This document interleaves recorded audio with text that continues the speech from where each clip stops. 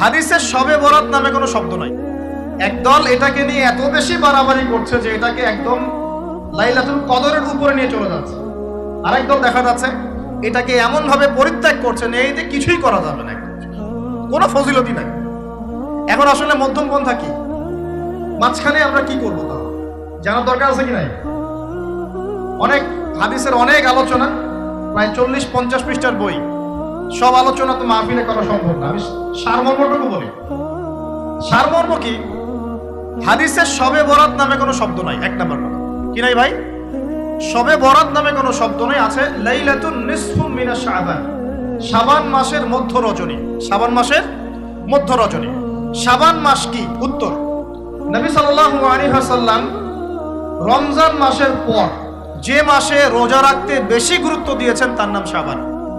আয়েশা রাদিয়াল্লাহু আনহা তিনি বলতেন যে শাবান মাস আসলে নবী সাল্লাল্লাহু আলাইহি ওয়াসাল্লাম এত বেশি বেশি রোজা রাখতেন যে মনে হতো তিনি রোজা ছাড়বেনই না, সারা মাস রেখে ফেলবেন। বেশি থেকে বেশি রোজা রাখতেন শাবান মাসে। প্রশ্ন হচ্ছে কেন? উত্তর, এমনিতে এই মাসটা বরকতময় এবং এই মাসে আল্লাহ পাক তার রহমতে বিপুল সংখ্যক মানুষকে জাহান্নাম থেকে মুক্তি দান করেন। সুবহানাল্লাহ। নবী সাল্লাল্লাহু আলাইহি ওয়াসাল্লাম এই মাসকে তাজিম করতেন। এই মাসের সম্মানার্থে, এই মাসে আল্লাহর রহমত বরকতের স্বার্থে নবী করিম সাল্লাল্লাহু আলাইহি ওয়াসাল্লাম এই মাসে বেশি বেশি রোজা রেখেছেন। সুন্নত কি শিখলাম? শাবান মাসে বেশি বেশি রোজা রাখা সুন্নত। আরেকটা হাদিস মাথায় নিয়ে নেন, আজকে সারা ওয়াজ ভুলে গেলে এই ওয়াজটা ভুলেন না। কি হাদিস? নবীজি বলছেন,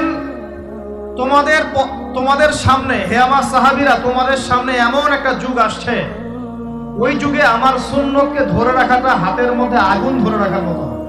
আমি অনেকদিন এই লেকচারে এই হাদিসটা বলেছি। ওই যুগে যদি তোমরা আমার একটা সুন্নতকে জীবিত করতে পারো, সমাজে একটা সুন্নত মরে গেছে ওটাকে আবার জীবিত করতে পারো, তাহলে 50 জন শহীদ সাহাবীর নেকি পাবেন। আপনি 50 জন শহীদ সাহাবীর নেকি পাবেন যখন চলমান সমাজে একটা